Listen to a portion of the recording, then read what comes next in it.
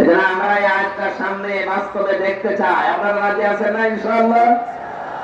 এদেশে 300 জন এমপি হবে সামনে। অন্তত আমরা চাই 151 জন যেন কোরআন বুকে নিয়ে সংসদে যেতে পারে।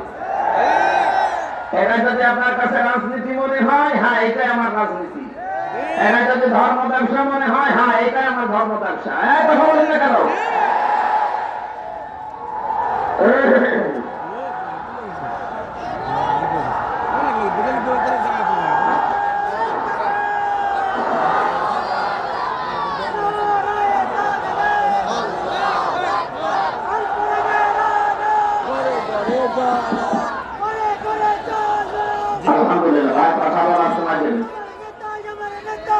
যারা যে কথাগুলো শোনার পরেই বুঝে ফেলেন যে আমরা কি বলতে চাই, এতদিন কোথায় ছিলেন? 15.5 বছর বসেননি।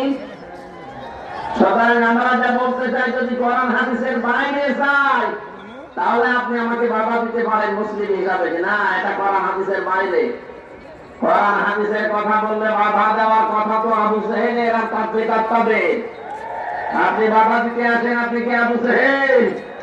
বলেন। এই 15.5 বছরে আমরা যারা স্থিতি আছি, জীবন তো দিয়ে গেল অনেকে। সেই 2006 থেকে 24 পর্যন্ত 28 অক্টোবর থেকে আরম্ভ হয়েছে। জসিম ভাইকে তারা পিটিয়ে, সাপের মতো পিটিয়ে, লগি বইটা দিয়ে হত্যা করে আবার লাশের উপরে ড্যান্স দিল। পৃথিবীর ইতিহাস পাল্টিয়ে ফেলেছে তারা। আমি যত ইতিহাস পড়েছি, কোন মানুষ হত্যা করার পরে লাশের উপরে ড্যান্স দেয়, এটা আমি জাহিলিয়াতের যুগেও বই পাইনি। এটা আওয়ামী জাহিলিয়াতের যুগে আমি পেয়েছি। কথা বলে না কেন? মানুষ কত বিবেক, কত নিচে নেমে গেলে কাজ করতে পারে বলেন। এর পরের বছর 7 সাল আমি সিরাজগঞ্জ থেকে যাচ্ছিলাম একটা অনুষ্ঠান শেষ করে। বাসের ড্রাইভারের পেছনে বসে আছি।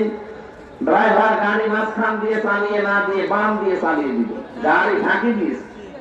ড্রাইভারকে বললাম আপনি এমন করলেন, এখনো তো উল্টিয়েছে তো। ড্রাইভার আমারে বলছে হুজুর দেখেন না একটা কুকুর পড়ে আছে, মরা কুকুর। আমি ডবল করে তার উপরে চাকা চালিয়ে দেবো, আমার বিবেক নেই। আমি বললাম তো মরা কুকুর মরে গেছে, ওরা ডবল করে মারলে কি আর না মারলে কি? ড্রাইভার আমার দিকে ঘুরে বলতো হুজুর আপনি কি আসলে হুজুর? আপনি কেমন হুজুর? আমি দেখেন একটা মরা কুকুর পড়ে আছে, আমি ডবল করে চাকা চালাবো, আমার বিবেক কি মরে গেছে? আপনার নাম কি? হুজুর সুব্রত। আপনার ইমান নেই কিন্তু বিবেক আছে। কথা বলে না কেন? আপনার ইমান নেই, আপনার নাম শুনে আমি বুঝেছি যে আপনার ইমান নেই, কিন্তু কি আছে? এটা 10 বছর, আজকে তো 7 সাল। গত বছর 6 সালে আগস্টের 28 তারিখে লগি বৈঠা দিয়ে অনেকে আমার জসিম ভাইকে পিটিয়ে মারার পরে লাশের উপরে ড্যান্স দিল। আশরাফুল মাখলুক আছে। এদেরকে আপনি কি ইমানও নেই, বিবেকও নেই।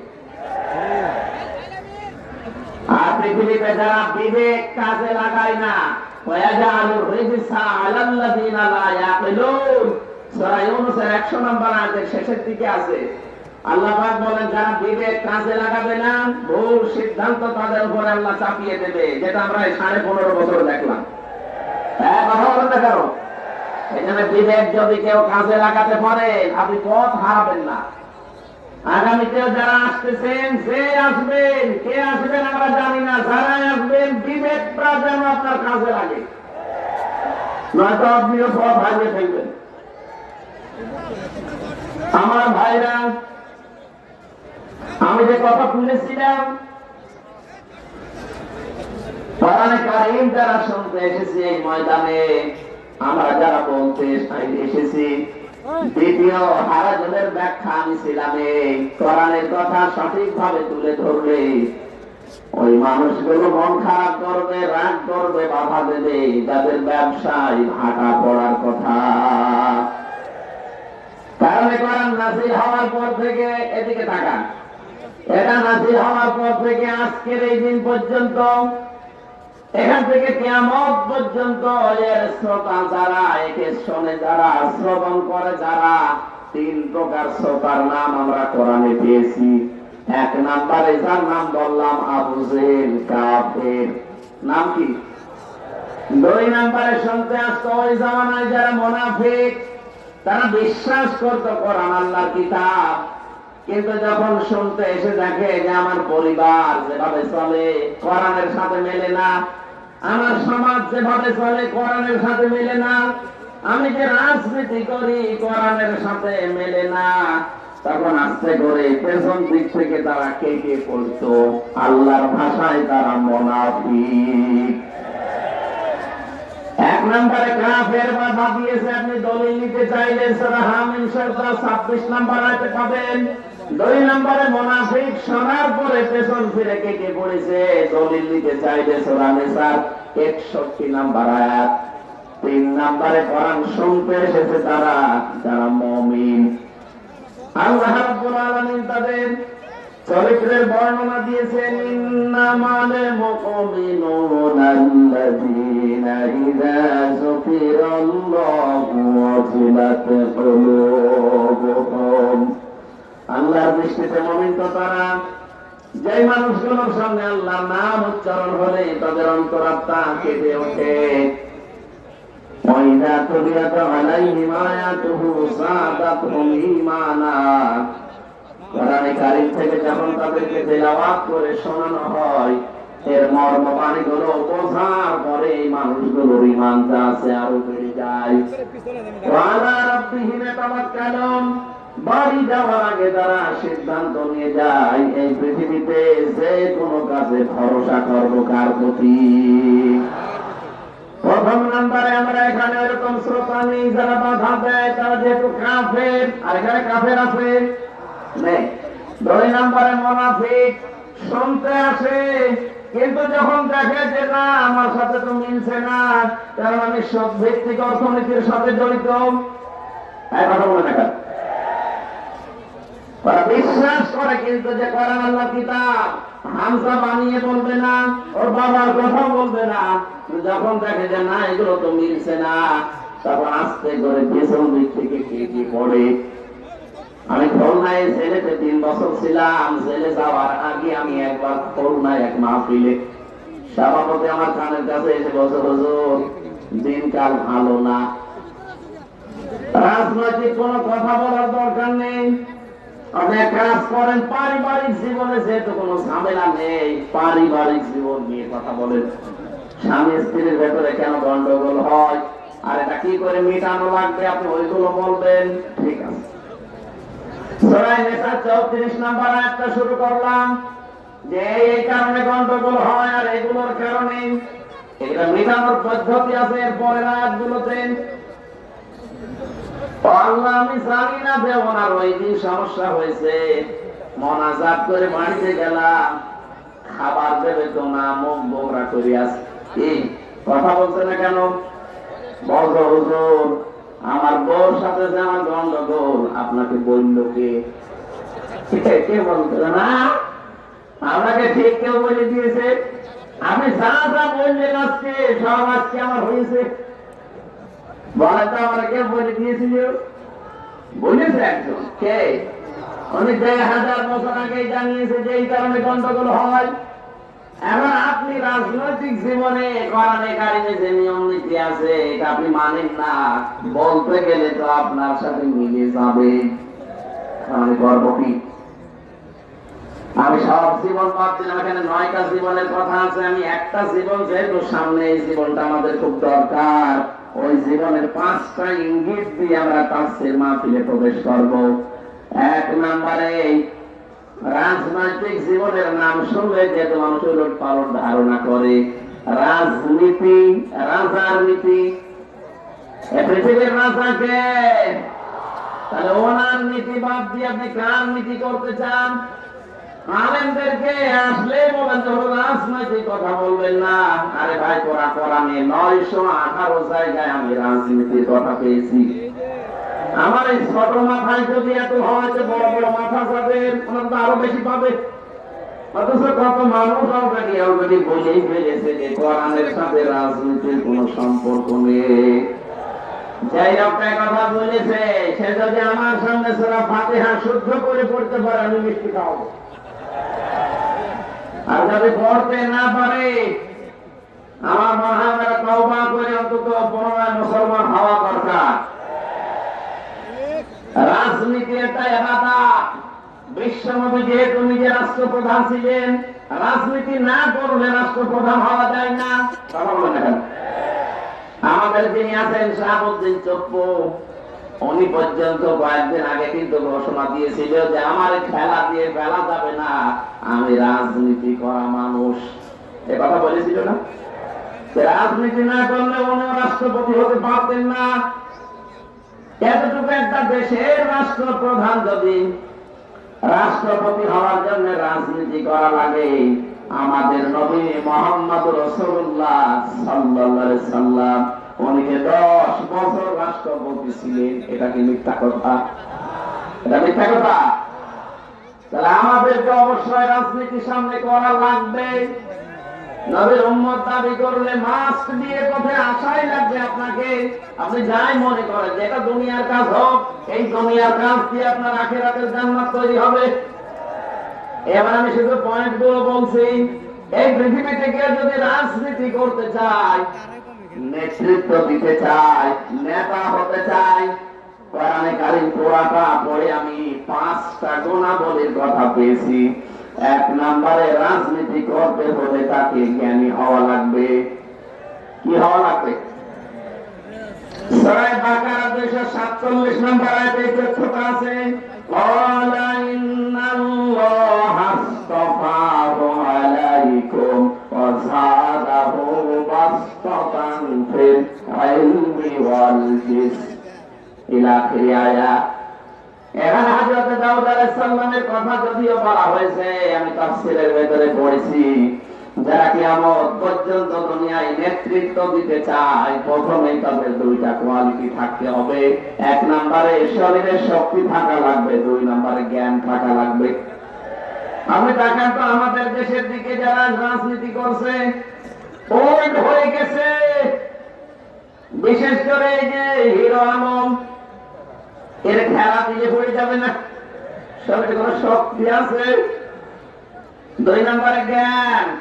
আমরা এমন জ্ঞানী নেতা এই দেশে পাই যারা বলে আগামীকাল ঈদুল আজহার জানাজার নামাজ অনুষ্ঠিত হবে।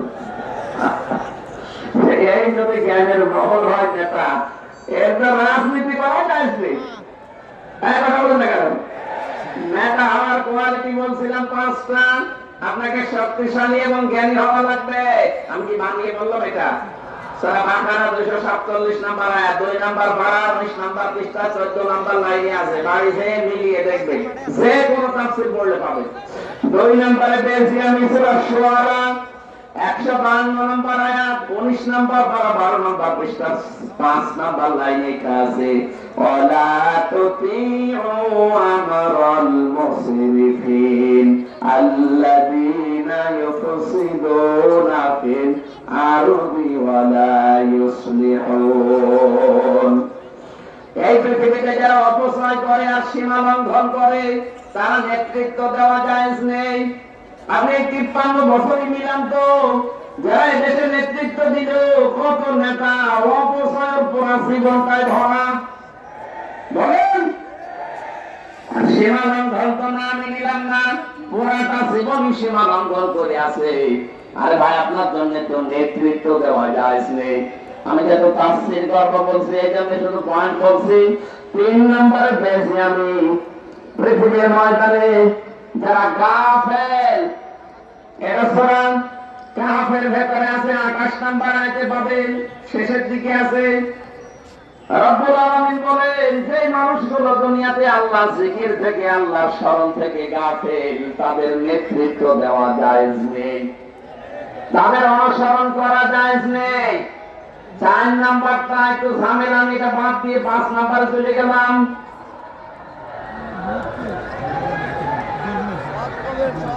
ঠিক আছে, আপনি মেনে নিতে পারলে আমার বলতে অসুবিধা নেই।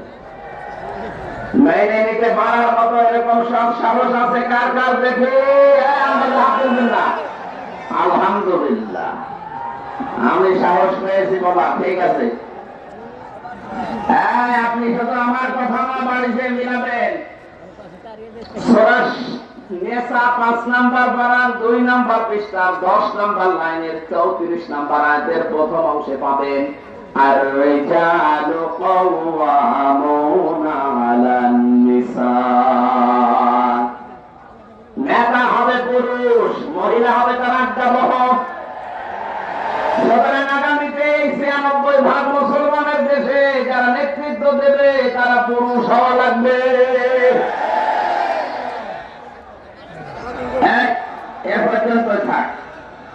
যারা হাত তুলেছে যদি এর বরং পুরুষ নেতা বাদ দিয়ে অন্য কোন জায়গায় ছোটেন, বিশেষ করে রওশনের সাথে দিকে, আমি আর বাকিটা বলতে পারবো না। আপনি সাবধান। 5 নাম্বারটা যেটু বলি নাই বলে ফেলি।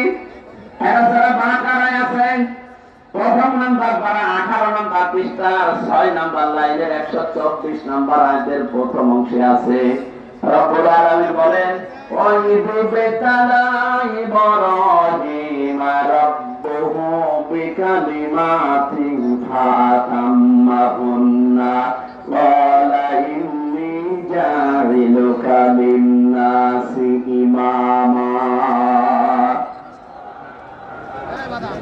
আল্লাহ পাক বলেন স্মরণ করো ওই সময়ের কথা যখন তোমাদের জাতির পিতা হযরত ইব্রাহিম আলাইহিস সালাম, যার নাম, তাকে আমি আল্লাহ পদে পদে পরীক্ষা করেছিলাম বিভিন্ন বাক্যের দ্বারা।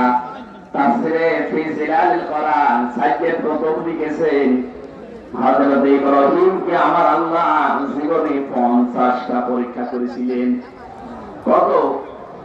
50টা পরীক্ষায় তিনি পাস করেছেন। সর্বশেষ আগুনের যে পরীক্ষাটা, এটা গুরুত্বপূর্ণ। হযরত ইব্রাহিম আগুনের পরীক্ষায় যখন উত্তীর্ণ হয়ে গেলেন, রব্বুল আলামিন বলেন আমি তোমাকে একেবারে খালি হাতে ফেরত দেব না। ক্বালা ইন্নী জাইলুকা লিন-নাসি ইমামা। শুধু মুসলমানদের জন্য না, লিন-নাস, মানব জাতির জন্য তোমাকে আমি নেতা বানিয়ে দিলাম। এখানে যেটা আলেম আছে, লাম শব্দটা আরবি গ্রামার অনুযায়ী 19টা অর্থে ব্যবহার হয়। লাম বালাগাত মান থেকে 13টা অর্থে ব্যবহার হয়। 9 নাম্বার অর্থে আপনি পাবেন লাম ব্যবহার করা হয় জীবিত মানুষদের জন্য। আমাদের জাতির পিতা হযরত ইব্রাহিম কিন্তু জীবিত মানুষদের নেতা ছিলেন। এই নেতা বানিয়েছে কে? আরো জোরে। হযরত ইব্রাহিম ওই সময় জিজ্ঞাসা করেছিলেন ক্বালা মিন যুররিয়াতি, হে আল্লাহ নেতৃত্ব দেওয়ার গুণাবলী, এই যে নেতা হওয়ার যোগ্যতা, এটাকে শুধু আমাকেই দিলে নাকি আমার সন্তানাদি যারা কিয়ামত পর্যন্ত আসবে তারাও নেতা হতে পারবে, তারাও নেতৃত্ব দিতে পারবে? আল্লাহ জবাব দিয়েছেন সঙ্গে সঙ্গে ক্বালা লা ইয়ানালু আহদিস সালিমিন। ইয়ানালু এটা মুসারে বর্তমান ভবিষ্যৎ, প্রেজেন্ট ফিউচার। আহদিস সালিমিন এটা বহু বচন। ভালো করে খেয়াল করেন, আল্লাহ শুধু অতীতের শব্দ দেয়নি, ইয়ানালু মুসারে দিয়েছেন। রব্বুল আলামিন বলেন ইব্রাহিম তোমার সন্তানদের ভেতরে নেতৃত্ব দিতে পারবে, নেতা হতে পারবে তারা, কিন্তু যারা জালেম তাদের জন্য আমার কোনো অঙ্গীকার নেই, ওয়াদা নেই।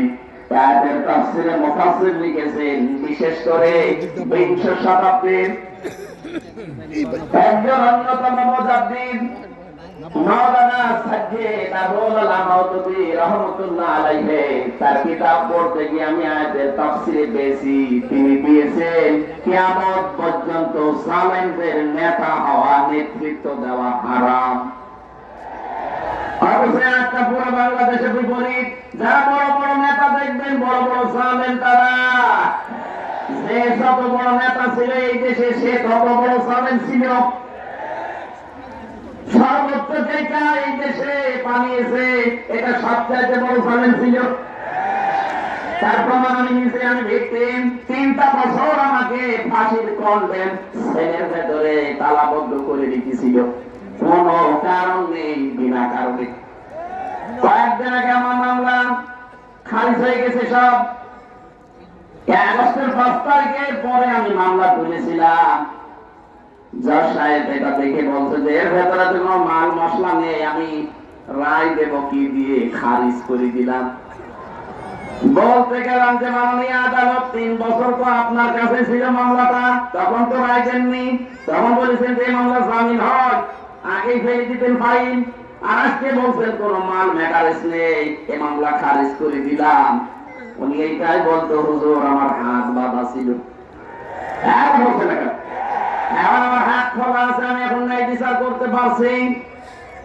আমরা এইটা চাই, বাংলায় 1628টা চেয়ার আছে, কত 1628টা চেয়ার আছে এই দেশে, এই চেয়ার না মেন চেয়ার, শুধু একটা চেয়ারে হাত খোলা ছিল, বাকি 1615টা চেয়ার সব হাত বাঁধা ছিল।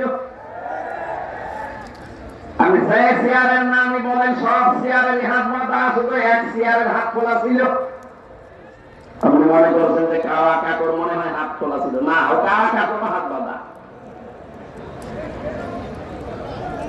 একটা চেয়ারের শুধু হাত খোলা ছিল। আমরা চাই এদেশে যেমন এখন সব হাত খুলে গেছে, কিয়ামত পর্যন্ত এই দেশে যত চেয়ারে মানুষ বলবে সবার হাত আবু সাইদের মতো খোলা থাকবে।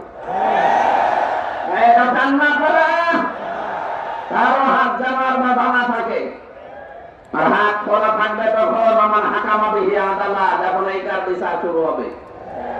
এইটার বিচার ব্যবস্থা তৈরি করার জন্য যদি কেউ দল করে রাজনীতি করে আর আপনি সেইটাকে ধর্ম নিয়ে ব্যবসা করা এই তকমা দিতে চান, সবচাইতে বড় ধর্ম ব্যবসায়ী তারা যারা সিজনাল নামাজি, সিজনাল টুপি মাথায় দেয়, সারা বছর খবর পাওয়া যায় না।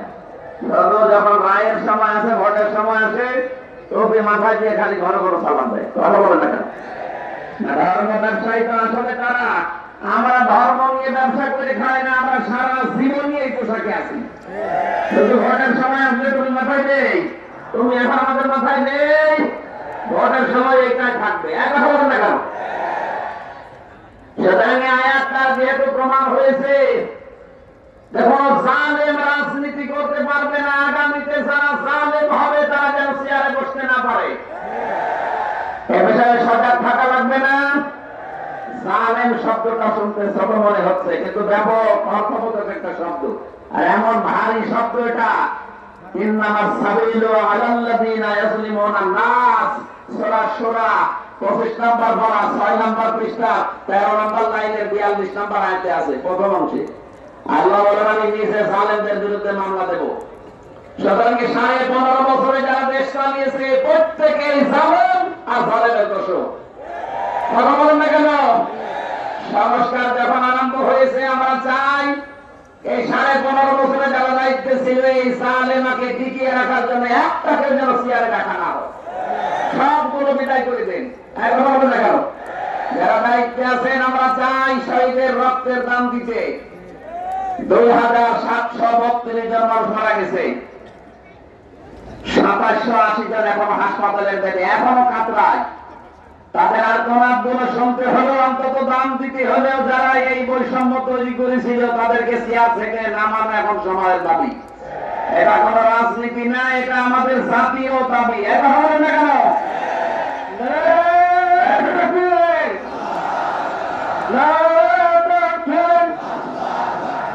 ইসলামের সম্মান, হুঁশিয়ার সাবধান।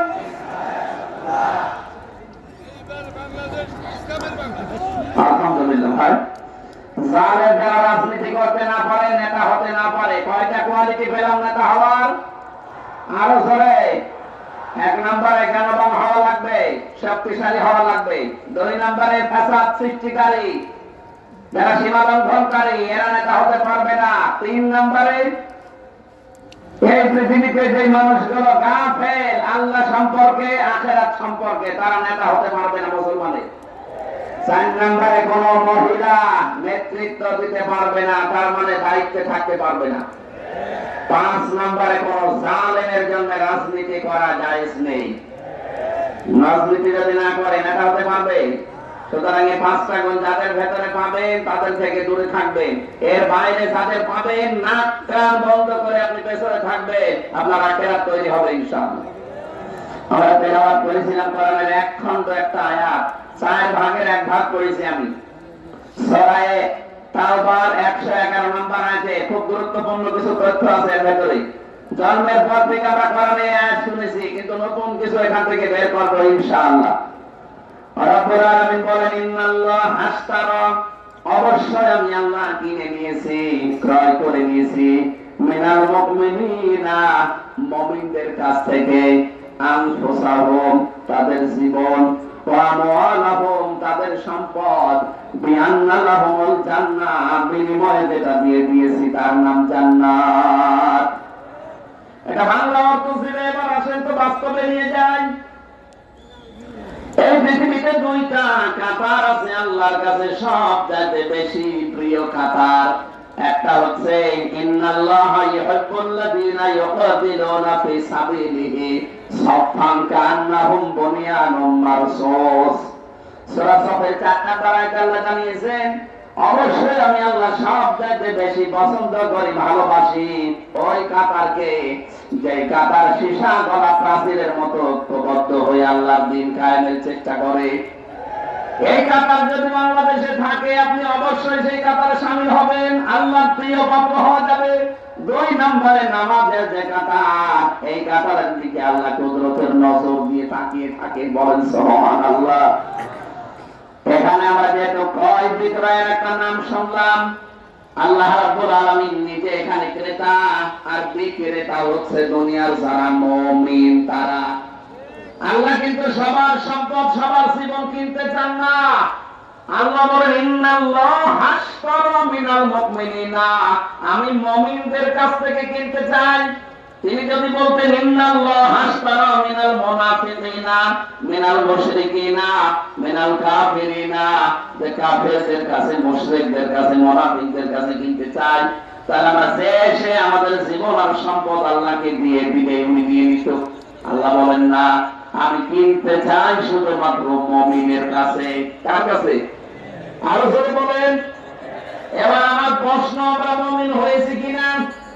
মুমিন যদি এখনো হতে না পারি, সত্যিই কিন্তু আমাদের সম্পদ, আমাদের জীবন আল্লাহ কিনবে না। আজ বাংলাদেশের কাছে আমি আয়াতটা মিলিয়ে দেখেছি, বহু মুসলমান দাবি করে, অথচ এখনো মুমিন হতেই পারে নাই।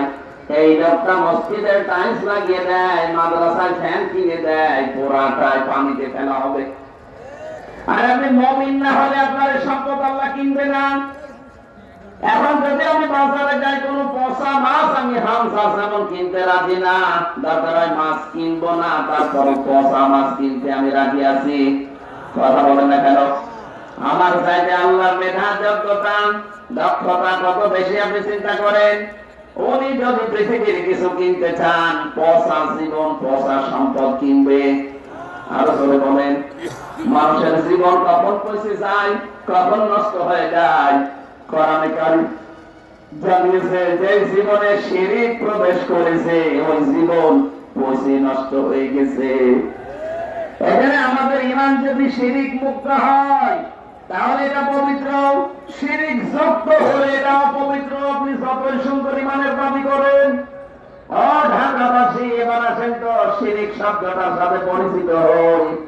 আল্লাহ যেটা পারে ওটা অন্য কেউ পারে, এই বিশ্বাস করার নাম শিরক। বলেন বলেন। ছেলে মেয়ে দিতে পারে কে? এখনো কমায়াশা ইয়াহাবু লিমান ইয়াশাউ ইনাথা ইলা আখিরি আয়া। এর প্রমাণ হচ্ছে ছেলে মেয়ে দেওয়ার দায়িত্ব কার? কোন বাবা পারে, কোন দরবার পারে। সুতরাং এখানে যাবেন না। নবীদের জীবনী পড়বেন, ৮৬ বছর বয়সে হযরতে ইব্রাহিম নবীর সন্তান হয়েছে ৮৬ বছর পর। তারপরেও তিনি কোন কবরে, কোন বাবার দরবারে গিয়েছেন? নবী মানুষ যদি ৮৬ বছর দোয়া করে তারপরে সন্তান হয়, আপনার তো ৮৬ বছর না, ৬ বছরও পার হয়নি, আপনি পাগল হয়ে গেছেন। সুতরাং অনেক মেয়েরা আশপাশে আছে, সাবধান, কোন ভণ্ড পীরের খপ্পরে পড়বেন না। সন্তান দেওয়ার ক্ষমতা কারণে অনেক ভণ্ড এখন বের হয় বিভিন্ন আস্তালায়, গাছতলায়, দরবারে, বলে যে আপেল পড়ে গেছে হুজুর, পীর সাহেব বাবা আপেল পড়ে দিলে নাকি ছেলে হয়। অনেক জায়গায় অনেক মেয়েরা দেখি তার স্বামীকে পাঠায়, বলে যে হামজা হুজুরের কাছে আপেল পড়ে নিয়ে আসেন, কারণ এর আগে খালি মেয়ে হয়েছে, ছেলে হয় না, হুজুর পড়ে দিলে ছেলে হবে। সেদিন দিনাজপুরে পেয়েছিলাম একজনকে, বছর হুজুর আমার পর পর 4টা মেয়ে, আমি খুব আশা করি আছি যেন ছেলে হয়, এই আপেলটা পড়িয়ে দেন। বললাম আপেল আমার দিতে। আরে ভাই আপেল পড়ে যদি ছেলে হয়, আমার পর পর 3টা মেয়ে, আমি আপেল পড়ে আমার বউকে খাবো। সব বানোয়াট, সব ভিত্তিহীন, কোন মরা বাবা, কোন চিন্তা বাবার ক্ষমতা নেই। অবৈধ কাজ ছাড়া বৈধ ভাবে আপনাকে সন্তান দিতে পারে। কোন বাবার কাছে গিয়ে যদি বৈধ ভাবে সন্তান কেউ নিয়ে আসতে পারে, এটা দাহা মিথ্যা কথা। হ্যাঁ, সন্তান যদি হয়েও থাকে বুঝবেন এটা অবৈধ ভাবে। কথা বলে না কেন? এখন বহু ভ্রান্ত বাবার দ্বারা ভ্রান্ত সন্তান দুনিয়ায় আসছে না। আমি ইঙ্গিত দিলাম সাবধান থাকবে। তাহলে শিরকের পয়েন্ট বোঝাচ্ছিলাম যে আল্লাহ যেটা পারে ওটা অন্য কেউ পারে, এই বিশ্বাস করার নাম কি? আলালাহুল খালকু ওয়াল আমরু, সৃষ্টিটার আইন চলবে তার। সুতরাং এই পৃথিবী সৃষ্টি করেছেন কে? এই প্রমাণ তো পেয়ে গেলে সূরা আরাফের 54 নম্বর আয়াতের মাঝের অংশে আছে, ইনিল হুকমু ইল্লা লিল্লাহ। সূরা ইউসুফ 40 নম্বর আয়াতের মাঝের অংশে আছে। বিধান চলবে কার? সুতরাং আল্লাহর তৈরি করা এই জমিনে আল্লাহর বিধান বাদ দিয়ে যারা মানুষের তৈরি করা আইন কানুন প্রতিষ্ঠা করতে চাচ্ছেন, আপনি শিরিক করছেন। আর শিরিক করলে মানুষ মুশরিক হয়ে যায়। মুশরিক হলে বিনা হিসাবে বিনা বিচারে জাহান্নামী। এত দলিল দিয়েও যদি কেউ ফিরিয়ে না আসে, আমার মনে হয় ওর কপালে আর হেদায়েত নেই। বলেন তাই।